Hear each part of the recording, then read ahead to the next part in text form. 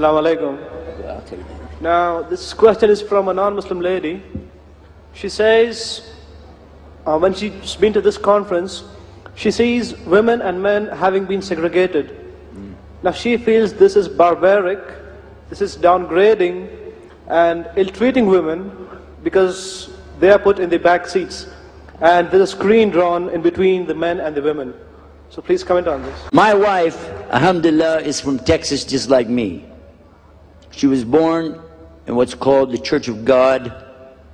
I was in the Disciples of Christ Church. When I was a boy in the 1940s, I'm an old guy, my mother used to get angry when she saw women showing their arms. This is Christian, showing the arms. And if they show some of their legs, she said, this lady is trash. She's trash. And if a woman went in the street with her stomach out because she's going to have a baby, she said, oh my God. She said, in my day, no woman would have the nerve to walk out in public with a baby inside of her because this is haram. She's saying, for Christian. The Catholic Church has their best women wearing covered from the top to the bottom, and they never get to sit with men. They live in a convent. Is that true or false? Now lately they've been trying to change the clothes, but for 2,000 years these women couldn't take off their hijab called habit. They couldn't take it off from morning till night except to go to sleep or take a bath. And speaking of taking a bath, one of the reasons ladies don't really like to sit with the men, the ladies smell better than we do. And that's one of the advantages. They like to be with ladies. But I want to share one little quick story with you and let you think about it for yourself. You think about this. I'm going to tell you what happened. Use your brain and see if it works. I was down in Titusville, Florida, some years back during Ramadan.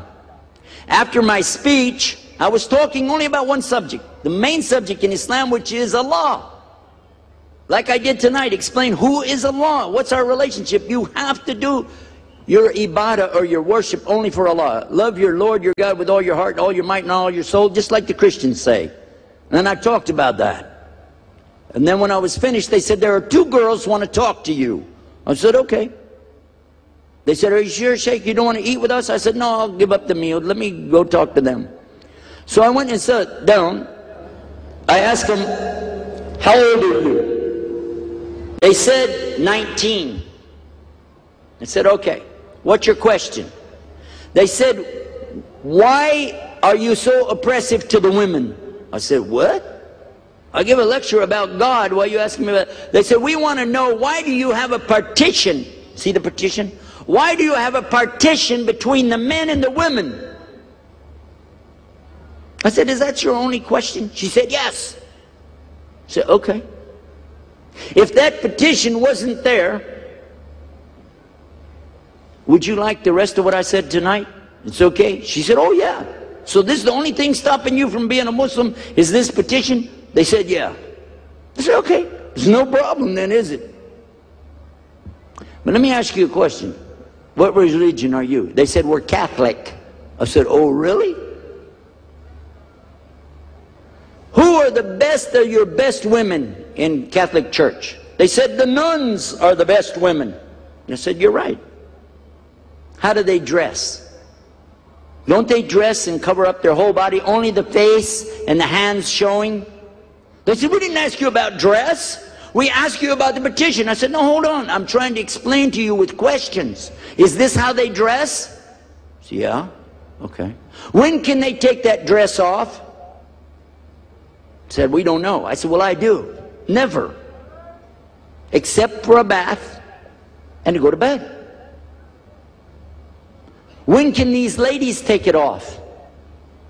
In fact, no woman ever has to wear hijab in Islam, ever.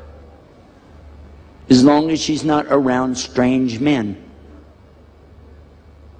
That's the only reason for it. Is so strange men are not looking at her body. And I'm going to share something with you. In India, I don't know if the Muslims are even aware of this. I'm going to have to stand up to show you something. In Islam,